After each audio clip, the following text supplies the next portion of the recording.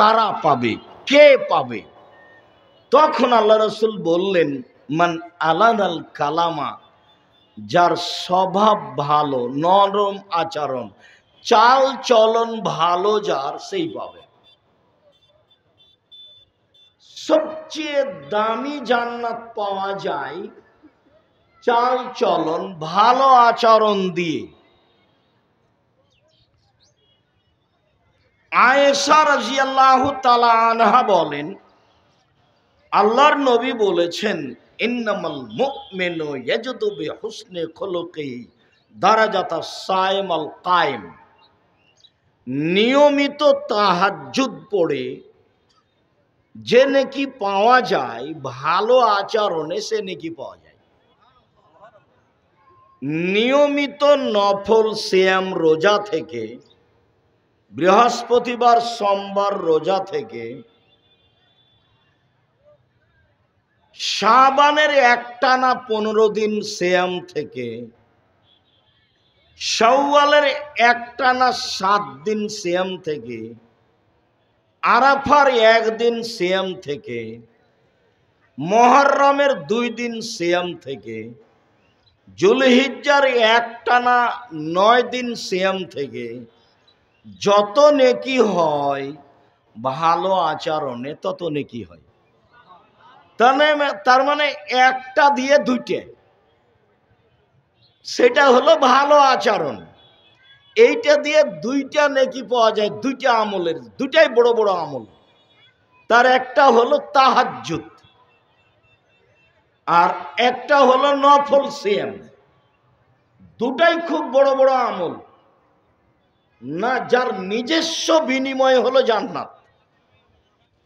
তাহাজ্জুদেরও ফলাফল জান্নাত, সিয়াম রোজারও ফলাফল জান্নাত। এই দুইটা মিলে যত ভালো আচরণে তত ভালো। আচরণ কি জিনিস? আল্লাহর নবী বলছেন, ভালো আচরণ নেকি বিচারের মাঠে নেকির পাল্লায় সবচেয়ে ভারী নেকি। ইন্না আফকালা শাইইন ইদাউ ফি মিদানিল মুমিন ইয়াউমাল কিয়ামা খুলুকুন হাসান। বিচারের মাঠে মুমিন পুরুষ নারীর নেকির পাল্লায় সবচেয়ে যেটা ভারী নেকি রাখা হবে সেটা হলো ভালো আচরণ। হজের নেকি আছে, তবে সবচেয়ে ভারী নয়। সালাতের নামাজের নেকি আছে, তবে সবচেয়ে ভারী নয়। তাসবিহ তাহলিল জিকির আজকারের নেকি আছে, তবে সবচেয়ে ভারী নয়। কোরআন তেলাওয়াতের নেকি আছে, তবে সবচেয়ে ভারী নয়। বিচারের মাঠে দাঁড়ি পাল্লায় সবচেয়ে ভারী নেকি হলো ভালো আচরণের নেকি।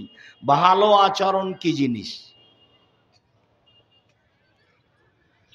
আনাস রাদিয়াল্লাহু তাআলা আনহু বলেন, রাসূল সাল্লাল্লাহু আলাইহি ওয়াসাল্লাম বলেছেন, মান সাররা আন ইউবসাতা লাহু ফি রিজকিহি ওয়া ইউনসা লাহু ফি আসারিহি। যে চায় যে আল্লাহ তার টাকা পয়সা বেশি করে দেখ, যে চায় যে আল্লাহ তার বয়সকে বেশি করে দেখ, যে অনেক দিন বাঁচতে চায়, যে ধনী হতে চায়, ফালেসেল রাহেমাহু, সে সদাচরণ করে। ভালো আচরণে বয়স বেশি হয়, ভালো আচরণে টাকা পয়সা বেশি হয়। ভালো আচরণ কি জিনিস? 1 মিনিট। এখানে আপনি অটোতে উঠে বসে আছেন, আর আমিও অটোতে উঠতে গেছি, উঠেছি, বসিনি, অটোওয়ালা টান দিয়েছে, তখন আমি ধাক্কা খেয়ে আপনার মুখের উপরে পড়ে গেছি। তা আপনি আমাকে বললেন বসেন বসেন বসেন, কোনো সমস্যা নেই, বসেন বসেন। আর আরেকটা কথা, আপনি আমাকে বললেন চোখ নাই দেখে উঠতে পারেন না, চোখ নাই দেখে উঠতে পারেন না, হিসাব পান না। দুটাই আচরণ, বলেন তো ভালো কোনটা? এটা হলো ভালো আচরণ। আপনাদের কি খেয়াল যারা আজকে হাট বাজার করছে তারা কি আসলে বাজার মেরে খেয়েছে? তাদের দেশে কি কোনো বাজার নেই? আমি নিশাদ, আমি আব্দুল্লাহ ভাইয়ের মাধ্যমে দিয়ে রাজশাহীতে আপনার কাছে গেছিলাম। আপনি ঢাকা উপর থেকে নেমে এসে আমার দোয়া করছিলেন, খেয়াল আছে কিনা? বারাকাল্লাহ। মাথায় মাথায় মাথায় মাথায় তো রাসূল সাল্লাল্লাহু আলাইহি ওয়াসাল্লাম বললেন যে ভালো আচরণের নেকি সবচেয়ে ভারী। রাসূল সাল্লাল্লাহু আলাইহি ওয়াসাল্লাম বললেন ভালো আচরণ দিয়ে সবচেয়ে দামি জান্নাত পাওয়া যায়। রাসূল সাল্লাল্লাহু আলাইহি ওয়াসাল্লাম বললেন ভালো আচরণই হচ্ছে নেকি। রাসূল সাল্লাল্লাহু আলাইহি ওয়াসাল্লাম বললেন ভালো আচরণ দিয়ে তাহাজ্জুদের নেকি পাওয়া যায়, ভালো আচরণ দিয়ে নফল সিয়ামের নেকি পাওয়া যায়। তো ভালো আচরণ কি জিনিস? ভালো কথা, ভালো কর্মের নাম ভালো আচরণ। এই শুনো, তোমরা যারা দায়িত্ব পালন করছো খুব সতর্ক থাকো। আর আপাতত আমরা এখন কথাবার্তা বন্ধ করি। জাযাকুমুল্লাহ খায়র। আপনাদের সাথে সংক্ষিপ্ত কথা হবে আল্লাহ ভীতি, ইনশাআল্লাহ। তো হাট বাজার কি আজকেই করতে হবে? এটাই কি ভালো আচরণ? ভালো আচরণ কি জিনিস? ভালো আচরণ করুন খাওয়ার জিনিস? ভালো আচরণ কি জিনিস এইটা দেখাতে গিয়ে আল্লাহর নবী বললেন আল মুমিন লিল মুমিন কাল বুনিয়ান। সারা পৃথিবীর মানুষ একটা প্রাচীরের মতো। এসুদ্দ বাজহু বাজান, যে একটা ইট আর একটা ইটকে ধরে থাকে, যেমন মুমিনের চালচলন ভালো আচরণ তেমন। আবার তিনি বললেন ইন্নামাল মুমিন কারাজুলিন ওয়াহিদ। সারা পৃথিবীর মানুষ যেন একটাই মানুষ। এজাস্তাকা আইনহু ইস্তাকা কুল্লুহু। যদি চোখ ব্যথা করে সব শরীরে ব্যথা বুঝতে পারে। পাশের একটা লোক যদি কষ্ট পায় সেই কষ্ট আমাকেও ভোগ করতে হবে, তার মানে সারা পৃথিবীর মানুষ একজন মানুষ। ওয়াইনিস্তাকারা আসহু ইস্তাকা কুল্লুহু। মাথায় ব্যথা হলে সারা শরীরে ব্যথা বুঝতে পারে। অতএব একটা লোক বিপদগামী হলে সবাই মনে করে যে আমিও বিপদে। মানুষ যেদিন এরকম মনে করতে পারবে নিজেকে, সেই দিন মানুষ মনে করবে আমার ভিতরে আছে ভালো আচরণ। আর যদি দল সংগঠন করেন তাহলে আপনার দল করে না, যে সে যদি বিপদে পড়ে তাহলে আপনি বলবেন ঠিক হয়েছে, ঠিক হয়েছে, ঠিক হয়েছে। গরুও জবাই করবেন আপনি। গরু জবাই করাটা আমার চোখের সামনে ঘটেছে। এবার আমরা চোখের সামনে গরু জবাই করছি। জান্নাত পাওয়া টাফ ব্যাপার, জাহান্নাম সহজ। আল্লাহর নবী বলেন হজেবাতিল নার বিশাহুয়াত হজেবাতিল জান্নাত বিল মাকারেহে। নিয়ম নীতি দিয়ে, কষ্ট ক্লেশ দিয়ে, ত্যাগ তিতিক্ষা দিয়ে জান্নাত ঘেরা আছে।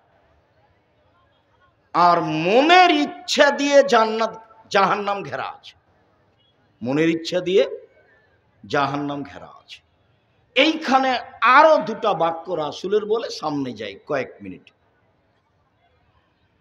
আবু হুরায়রা রাদিয়াল্লাহু তাআলা আনহু বলেন আল্লাহর নবী বলেছেন যে আর রাহমু সোহনাতুন মিনার রহমান। সদাচরণটা রহমান থেকে বের হয়ে এসেছে। রহমান শব্দটা থেকে বের হয়ে এসেছে। কাল আল্লাহ তাআলা, তো আল্লাহ তাআলা বলেন সদাচরণকে, এই ছেলে বসো। ওই যে ছেলে আপনার পাশ থেকে উঠে যাচ্ছে, আপনি খেয়াল করেন না ওটা? ও তো নিজে এটা বুঝতে পারে না, আরো 5 জনের ক্ষতি করছে।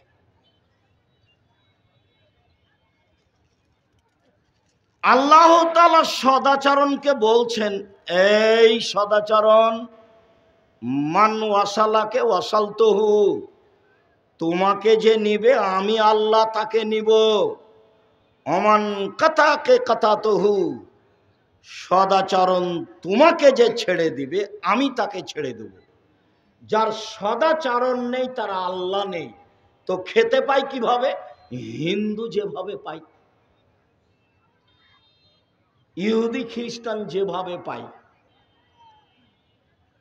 বিচারের মাঠে নেকির পাপের পাল্লা ওজন হবে, হিন্দুদের হবে না, কেন? তার নেকি নেই। ইহুদিদের হবে না, কেন? তার নেকি নেই। খ্রিস্টানদের হবে না, কেন? তার নেকি নেই। যারা আকীদা ভ্রষ্ট, শিয়া, কাদিয়ানী, মুরজিয়া, জাহামিয়া, মুজাসসামা, এইরকম মানুষের বিচারের মাঠে নেকি না থাকার কারণে এদের পাল্লা হবে না। ইউখাজাবিন নাওয়াসি ওয়াল আকদাম, এদের পা এবং মুখমণ্ডল ধরে জাহান্নামে নিক্ষেপ করা হবে। বলছিলাম, সদাচরণ আছে যার, আল্লাহ আছে তার। সদাচরণ নেই যার, আল্লাহ নেই তার। আয়েশা রাদিয়াল্লাহু তাআলা আনহা বলেন যে সদাচরণটার যেন রূপরেখা আছে। ও আল্লাহর আরশকে ধরে ঝুলন্ত অবস্থায় বলছে, আল্লাহর আরশকে ধরে ঝুলন্ত অবস্থায় বলছে, এই বাচ্চা, এই তোমরা এটা কন্ট্রোল করতে পারো না? ওই যে ওই বুড়া মানুষ দাঁড়িয়ে কাকে কি দেখাচ্ছে, আর হুঁশ গতি আছে? এইভাবে সদাচরণ আল্লাহর আশ ধরে ঝুলন্ত অবস্থায় বলছে, মান অসালানি অসালাহুল্লাহ, অমান কাতানি কাতাহুল্লাহ, যে আমাকে নিবে তাকে আল্লাহ নিবেন, যে আমাকে ছেড়ে দিবে তাকে আল্লাহ ছেড়ে দিবেন। তার মানে হলো, যার সদাচরণ নেই তার আল্লাহ নেই, যার সদাচরণ আছে তার আল্লাহ আছে। আব্দুর রাজ্জাক সাহেব, সদাচরণ কি জিনিস? তা হলো ভালো কথা, ভালো কর্ম। ভালো কথা, ভালো কর্মের নাম সদাচরণ। তার বাস্তব দেখালাম যে অটোতে আপনি বসে আছেন, আমি উঠেছি, বসিনি, লোকটা টান দিয়েছে, তা আমি আপনার মুখের ওপরে গিয়ে পড়ে গেছি, তখন আপনি আমাকে বললেন বসেন বসেন বসেন, কোনো সমস্যা নেই, বসেন। এইটা একটা আচরণ। আর আপনি বললেন যে কপালে চোখ নাই, দেখতে পান না, হিসেব করে উঠেন না, এটা একটা আচরণ। সদাচরণ কোনটা? বাকি জীবন দাপট দেখিয়ে, ক্ষমতা দেখিয়ে দুদিন বেঁচে থাকার চেষ্টা করিয়েন না, ভুল হিসাব। দাপট দেখিয়ে, ক্ষমতা দেখিয়ে, দলীয় ক্ষমতা দেখিয়ে দুদিন বেঁচে থাকার চেষ্টা করিয়েন না, জুলুম করে বেঁচে থাকার চেষ্টা করিয়েন না। ১৫০০ বছর পরে হলেও ফেরাউন ডুবে গেছে, আর আপনাদের নেত্রীর সময় ছিল মাত্র ৪৫ মিনিট। আপনাদের নেত্রীর কত সময় ছিল? মাত্র ৪৫ মিনিট। জেনে শুনে জুলুম করে বেঁচে থাকার 1 মিনিট প্রয়োজন মনে করবেন না। নত হয়ে বেঁচে থাকেন, ভালো হবে, আল্লাহ দয়া করবেন, ফলাফল ভালো হবে, ইহকাল ভালো হবে, পরকাল ভালো হবে। বিষয়ে যাওয়ার পূর্বে মাথায় ধাক্কা খাচ্ছে আরো কয়েকটা কথা। এক, আগামীকাল সন্ধ্যা হতে হতে বা আজকে রাত হতে হতে গন্ডগোল আপনার বড় ভাইয়ের কারণেই হয়েছে, 2 ভাইয়ে কথা বন্ধ আছে। এরপরে আপনি ছোট হিসাবে আপনার ভাইয়ের হাত ধরে আপনাকেই ক্ষমা নিতে হবে, আজকেই নিতে হবে, এখনই নিতে হবে। আল্লাহর নবী বলেছেন আজকেই নিতে হবে। একদিন কথা বন্ধ করে কাটাতে পাবেন না। ওটা হুজুরদের চলে, কয়েক মাস চলে, বছর বছর চলে। এই ছেলে, তোমার মা ছোট আর তোমার চাচি বড়, এই বাড়িতে তোমার চাচি আগে এসেছে, তোমার জ্যাঠা চাচির কারণেই এই ঝগড়া গন্ডগোল হয়েছে, ক্ষমা তোমার মাকে নিতে হবে। এটাই শিষ্টাচার। তোমার মাই সম্মান করবে তোমার চাচিকে, এটাই শিষ্টাচার, এটাই ভালো আচরণ। আজকেই করবে। কথা রেখে দিলাম। উপস্থিত বৈঠকের মুসলিম বোন, একটু ধৈর্য ধারণ করে বসে কথা শোনেন। ঢং ঢং করে বেশরমার মতো এসেছেন, গল্প করতে করতে আবার ঢং ঢং করে বেশরমার মতো চলে যাচ্ছেন কেন? শরম হয় না কেন? আমি তো আপনার জন্য এসেছি এবং আমি খুব কষ্ট করে এসেছি। আসার মতো আমার কোনো পরিবেশ নেই। আমি সৌদি মেহমানকে যখন বলি যে আমাকে ক্ষমা করবেন, আমাকে এখনই যেতে হবে, তখন উনি জামিয়া সালাফিয়া ডাঙ্গিপাড়া পাওয়ার রাজশাহীতে বক্তব্য শুরু করলেন। আমি ওই অবস্থায় রেখে চলে আসলাম, আপনাকে ওয়াদা দিয়েছি সেই জন্য। উনি যদি মনে করেন যে আমি আপনার বাড়িতে এসেছি, আপনি আমাকে রেখে চলে যাচ্ছেন, তাহলে কষ্টকর হবে। এমনি তো আগের রাতে আমি ছিলাম কোথায় যেন অনেক দূরে, তারপর আসলাম জামিয়া সালাফিয়ায় ক্লাস নিলাম, মেহমানদের সাথে অনেকক্ষণ বসে থাকলাম, মেহমান কথা শুরু করলেন, আমি চলে আসলাম, দেখলাম যে সময় শেষ হয়ে যাচ্ছে। আপনি মহিলা মানুষে যদি ঢং ঢং করে চলেন আর কথা বলেন, তা আমি তো আপনার জন্য এসেছি। যদিও এই নোংরা চরিত্র আপনার স্বামীর কারণে, আপনার স্বামীর আত্মমর্যাদা গাইরিয়াত বলে কোনো জিনিস নাই। আত্মমর্যাদা গাইরিয়াত, আত্মমর্যাদা। স্ত্রী ঢং ঢং করে হাঁটলে স্বামীকে খারাপ লাগে, তার নাম আত্মমর্যাদা। স্ত্রী কারোর সাথে মোবাইলে গল্প করলে খারাপ লাগে, তার নাম আত্মমর্যাদা। স্ত্রী যদি নগ্ন হয়ে চলে তো স্বামীকে খারাপ লাগে, তার নাম আত্মমর্যাদা। তো স্ত্রী যখন নগ্ন হয়ে চলে, স্বামী কিছুই বলতে পারে না, তখন বুঝতে হবে ওর স্বামীর গায়ে যা আছে একটুকু রক্ত নয়, সবই পুঁজ। রক্ত কোনো কাজ করে না। আত্মমর্যাদা কি জিনিস তার জানা নাই, যার কারণে তার স্ত্রী স্বাভাবিকভাবেই ঢং ঢং করে আসে, ঢং ঢং করে যায়, বেহায়ের মতো চলে। এই বউ হলো হস্তিনী। এই বউয়ের নাম কি? এই বউ হস্তিনী। আমি এই বউকে এই মুহূর্তে তালাক দিতে বলিনি, আপনি বোঝানোর চেষ্টা করেন, যদি নাই হয় তালাক দিতে হবে, এই কথাই ঠিক। আমিও আপনার গ্রামেরই মহিলা, আমার স্ত্রী, যদি রিক্সায় উঠে রিক্সাওয়ালার গায়ের সাথে যদি একটু লেগে যায়, তাহলে মনে হবে আমি অজ্ঞান হয়ে গেলাম। আমরা তো হাটে বাজারে যাই না, মহিলা তো বহু দূরের কথা।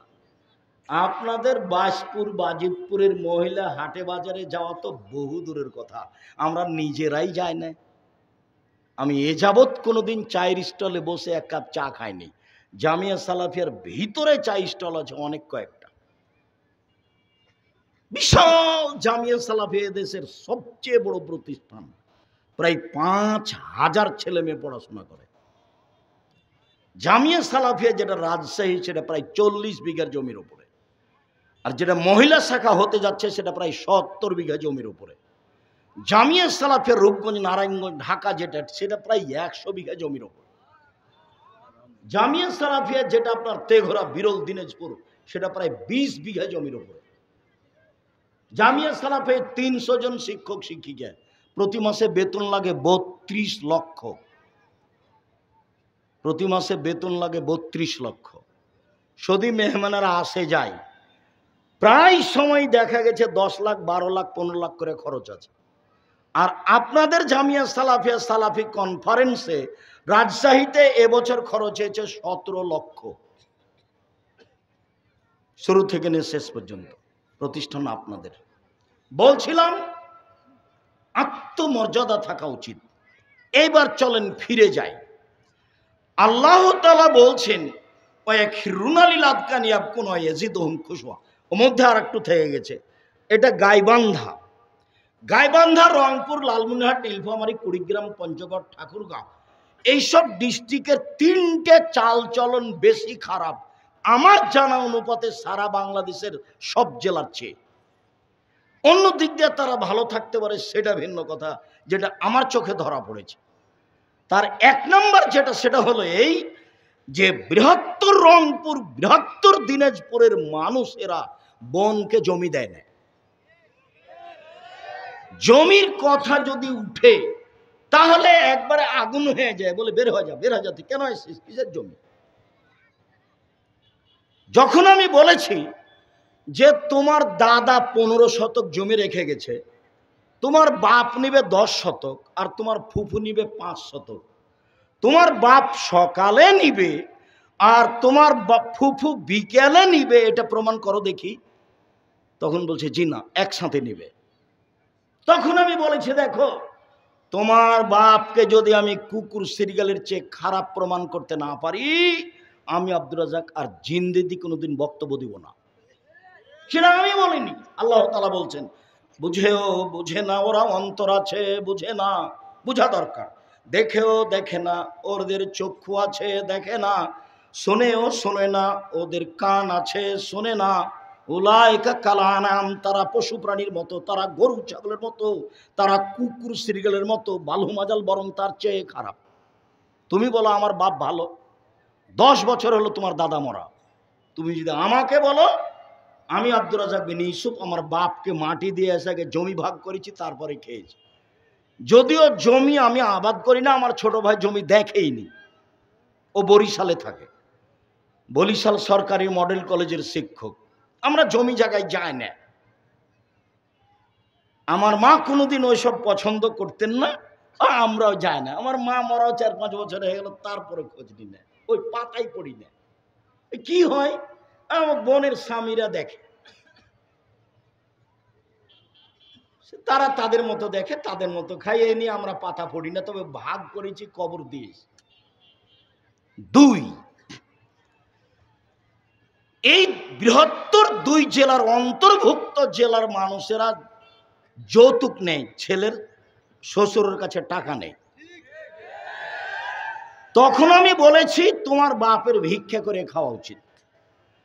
তো গ্রামে যদি তোমার বাপকে ভিক্ষা না দেয়, তো তুমি আর তোমার বাপ চলে যাবা এই যে মহিমাগঞ্জ ট্রেন স্টেশনে ভিক্ষা চাইবা, অপরিচিত মানুষ পাবা, ভিক্ষা দিবে, শ্বশুরের কাছে টাকা নিয়েছো কেন? ভিক্ষা করা টাকা দিয়ে চাউল কিনে ভাত খেয়ে ইবাদত কবুল হবে।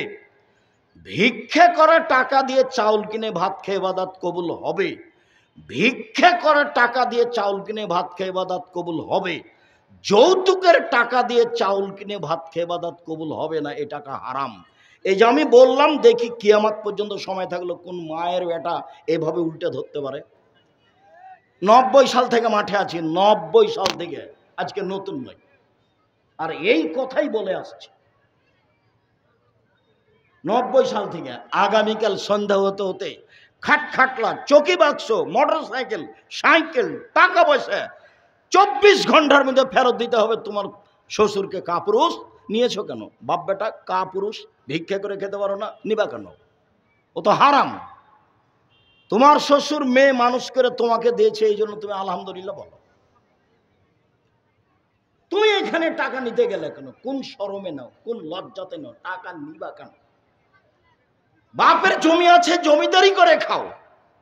টাকা কম আছে, দিন মজুরি করে খাও। কিছুই নাই, ভিক্ষা করে খাও। ভিক্ষা পছন্দ নয় তবে জায়েজ, ভিক্ষা পছন্দ নয় তবে জায়েজ। যৌতুক নেওয়া হারাম। গাইবান্ধা মানে, রংপুর মানে, লালমনিরহাট মানে, পঞ্চগড় মানে, ঠাকুরগাঁও মানে, দিনাজপুর না মানে ছেলের বিবাহ দিলে যৌতুক নিবে, এটা স্বাভাবিক স্বভাব। বাপ বেটার একই স্বভাব। তোমার বাপের মুখখান কালো হয়েছে, দেখো, তুমি দেখো তোমার বাপের মুখ কালো হয়ে আছে। এমনি অন্য স্বভাব তো আছেই, বিবাহের নিয়ম নীতি তো উল্টা আছেই। আমার মামা শ্বশুরের বাড়ি হলো সোলাগাড়ি। এখন বিবাহের বৈঠকে আমি বলছি, বিবাহের বৈঠকে নাকি এভাবে মুখে রুমাল দিয়ে বসে থাকতে হবে। তা আমি তো আর এই হিসাব আমি মানিও না, জানিও না। এখন মোহরের কথা এসেছে, তা আমি মোহরের কথা বলছি। হ্যাঁ, এত টাকা মোহর হবে, যেমন বলেছি এত টাকা মোহর হবে।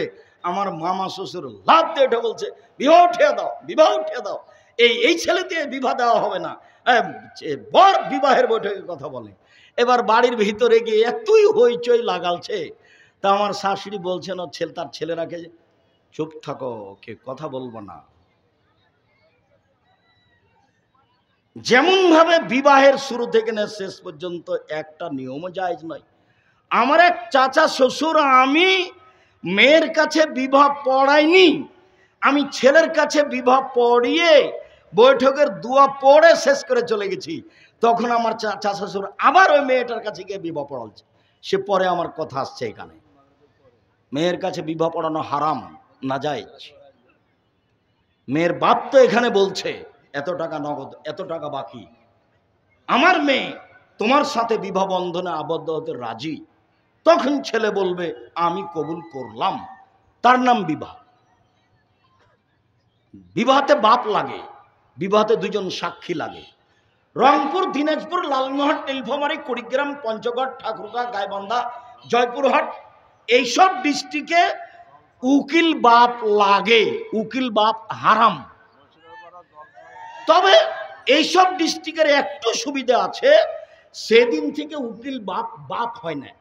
কিন্তু চট্টগ্রামে যেদিন উকিল বাপ হয়েছে সেদিন থেকে আসল বাপ বাদ পড়ে গেছে, এখন উকিল বাপই বাপ। এই মেয়ের বাড়ি বেড়াতে যাবে, মেয়ে আবার এই উকিল বাপের বাড়ি বেড়াতে যাবে, এটা হলো মানে বাপ থেকে কেটে গিয়ে উকিল বাপ হয়েছে। কেমন ধর্ম,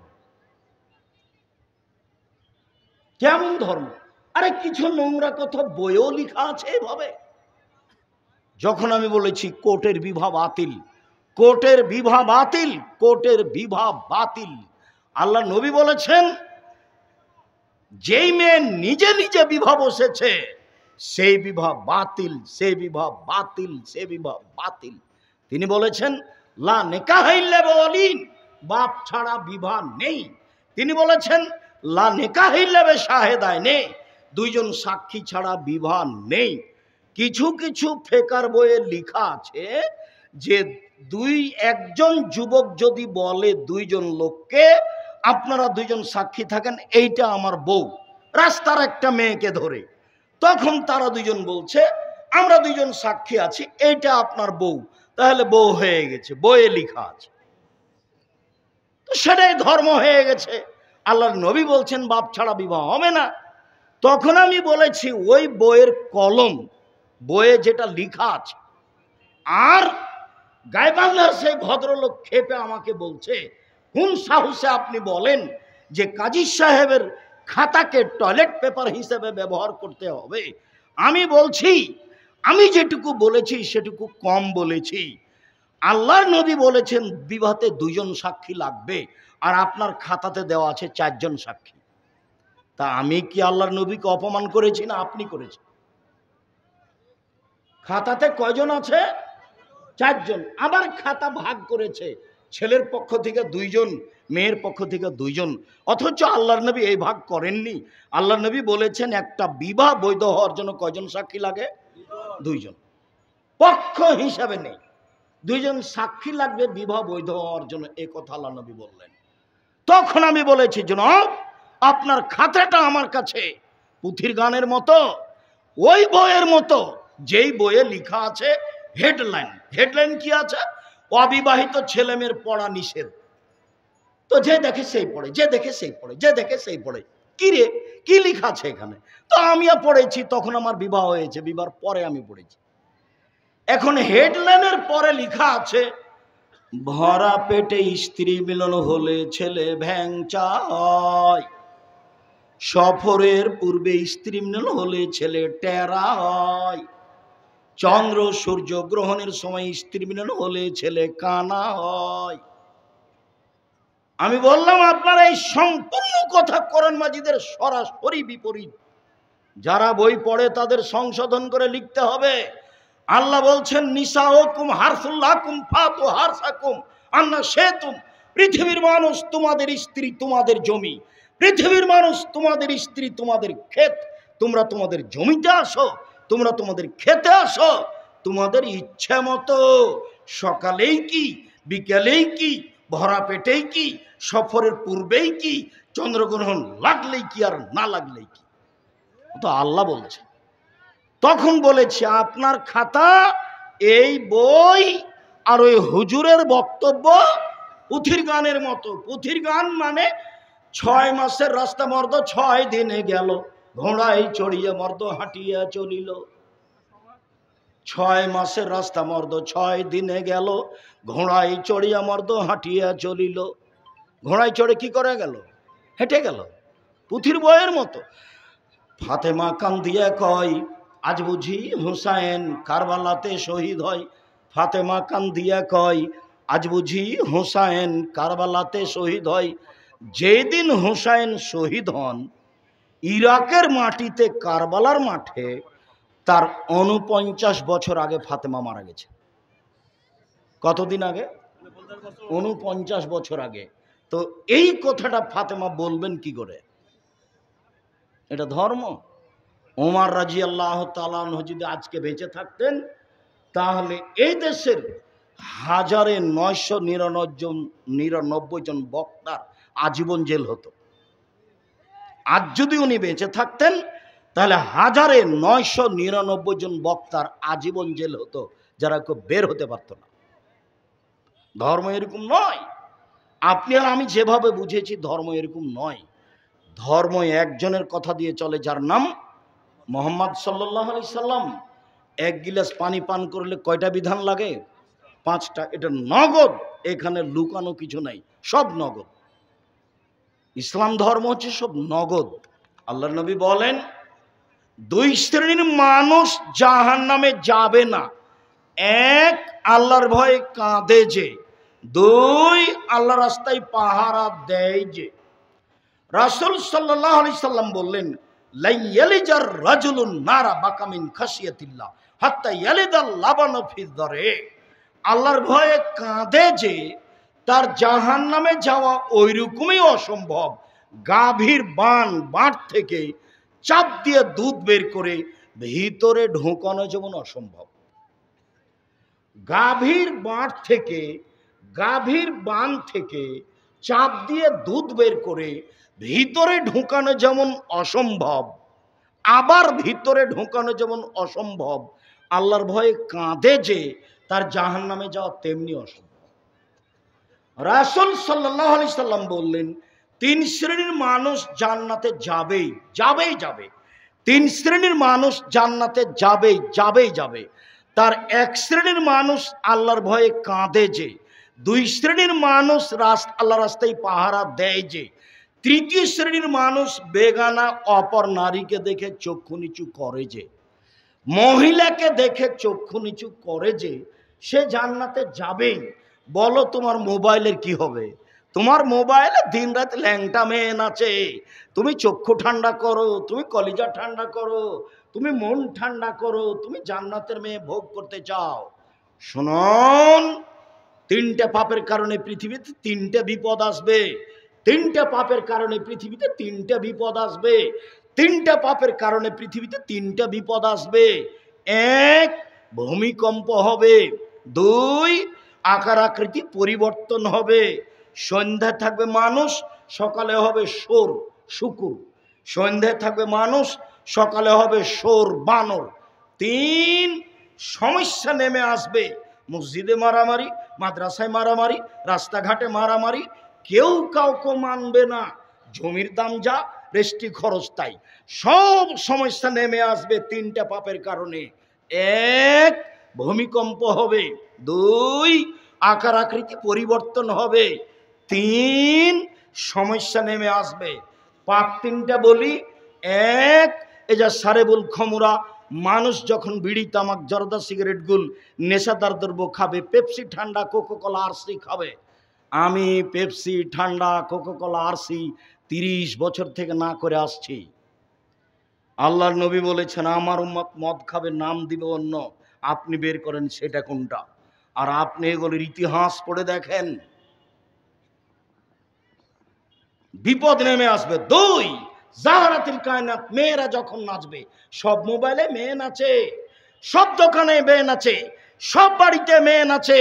মেয়েরা যখন নাচবে, মেয়েরা যখন নগ্ন হবে, তখন পৃথিবীতে তিনটা বিপদ নেমে আসবে।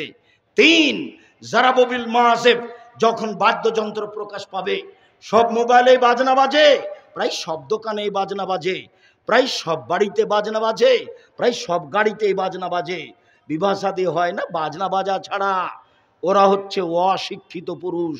ওই বাপ মাকে যদি আমি অশিক্ষিত প্রমাণ করতে না পারি, আমি জাতির সামনে বক্তব্য দিব না। তিনটা পাপের কারণে তিনটা বিপদ নেমে আসবে। এক, ভূমিকম্প হবে। দুই, আকার আকৃতি পরিবর্তন হবে। তিন, সমস্যা নেমে আসবে। পাপ এক, মানুষ যখন নেশাদার দ্রব্য খাবে, পান করবে। দুই, মেয়েরা যখন নাচবে। তিন, যখন বাদ্যযন্ত্র প্রকাশ পাবে। তিন শ্রেণীর মানুষ জান্নাতে যাবেই। বেগানা নারীকে দেখে চক্ষু নিচু করে যে সে জান্নাতে যাবেই। আল্লাহর নবীকে জিজ্ঞাসা করা হলো, আল্লাহর নবী, হঠাৎ যদি কোনো মহিলার উপরে চোখ পড়ে যায় তাহলে কি করতে হবে? তখন আল্লাহর নবী বললেন আমাকে যে তুমি তোমার মুখটা ফিরিয়ে নিবা। তা আপনার টিভিতে রং মাখানো মেয়েটা খবর পড়ে, আপনি তার মুখের দিকে তাকিয়ে খবর শুনতে পারেন? অত সহজ হলো? রং মাখানো মেয়েটা আপনার সামনে এইভাবে রং মেখে খবর পড়ে, আপনি তার মুখের উপরে চোখ রেখে আপনি খবর শুনতে পারেন? আপনি জান্নাতের মেয়ে ভোগ করার আশা করছেন তাহাজ্জুদ পড়ে? অত সহজ? মোবাইলে ল্যাংটা মেয়েকে দেখে চক্ষু ঠান্ডা করে, কলিজা ঠান্ডা করে, মনটা ঠান্ডা করে জান্নাতের মেয়ে ভোগ করতে চান? অত সহজ? ভুল হিসেব। ফিরে আসতে হবে এখান থেকে। জান্নাতের মেয়েদের ব্যাপারে আল্লাহ চ্যালেঞ্জ করেছেন। ওদেরকে কোনো জিন স্পর্শ করেনি, ওদেরকে কোনো মানুষ স্পর্শ করেনি। ওরা এত সুন্দরী, ওরা এত সুন্দরী, ওরা এত সুন্দরী, ওদেরকে দেখে মনে হবে ঝিনুকের মধ্যে লুকানো মুক্তা। ওদের মাথায় চুল হচ্ছে লম্বা লম্বা, কোঁকড়া কোঁকড়া, কুচকুচে কালো। ওদের চোখ হবে লম্বা লম্বা, টানা টানা, ডোরা ডোরা, ডাগর ডাগর। সম্মানিত দিনী ভাই বোন, জান্নাতের মেয়ে পেতে হলে এই ধরনের রং মাখানো মেয়ে থেকে বিরত থাকতে হবে। আপনাকে বলে গেলাম, পরিবার কন্ট্রোল আপনাকেই করতে হবে। এখন যদি আপনাকে বলি, এই যে মহিলাগুলি এসেছে তার মধ্যে আপনার মেয়েও আছে, তার নখটা বড় আছে, নখের নেইল পালিশ আছে, তখনও কি আপনি বাপ? তখনও কি আপনার স্ত্রী ও স্ত্রী? জি না। আজকের আলোচনার শেষ হাদিস, আপনি আমার দিকে খেয়াল করেন। আল্লাহ নবী বললেন, কেউ যদি তিনটা মেয়ের লালন পালন করে, এক, মেয়েকে বিদ্যা শিখিয়ে দেয়, দুই, শিষ্টাচার শিখিয়ে দেয়, তিন, বিবাহ শাদী দিয়ে দেয়, তাহলে সেই বাপ, ওই মেয়েরা বাপের জন্য অন্তরাল হয়ে যাবে। ওইদিকে থাকবে জাহান্নাম, এদিকে থাকবে বাপ, আর মধ্যে থাকবে মেয়েরা। তিনটে মেয়ে বিদ্যে শিখিয়ে দিল, শিষ্টাচার শিখিয়ে দিল, বিবাহ শাদী দিয়ে দিল বাপে, তখন মেয়ে তিনটে কি হবে? জাহান্নামের না যাওয়ার জন্য বাপের জন্য কি হয়ে যাবে? অন্তরাল। বাপের যতক্ষণ পর্যন্ত জান্নাত ঘোষণা না হবে ততক্ষণ পর্যন্ত এই মেয়েরা সেখান থেকে যাবে না। কোন বাপ মেয়েকে শিষ্টাচার শিখিয়ে দেয়? শিষ্টাচার কি জিনিস কেউ যে দেখলো না। শিষ্টাচার কি জিনিস? কি দিয়ে বুঝায় আপনাকে? যদিও আপনাদের বাড়ি থেকে বাজার দূরে, তবু আপনার বাড়িতে যে আয়নাটা আছে সেটা হলো কাতল মাছ। বলেন তো শিষ্টাচার কোনটা? আপনার স্ত্রী তরকারি উঠানোর জন্য একটা বাটি কিনেছে, সেটা হলো রুই মাছ। বলেন তো শিষ্টাচার কোনটা? আপনার স্ত্রী কিছু প্লেট কিনেছে, তাতে আছে চিংড়ি মাছ। বলেন তো শিষ্টাচার কোনটা? আপনি একটা পট কিনেছেন আপনার বাচ্চাকে পেশাব পায়খানা করার জন্য, সেটা হলো ঘোড়া। বলেন তো শিষ্টাচার কোনটা? আপনার মেয়ের নখ আছে লম্বা লম্বা, নখে নেইল পালিশ দেওয়া আছে।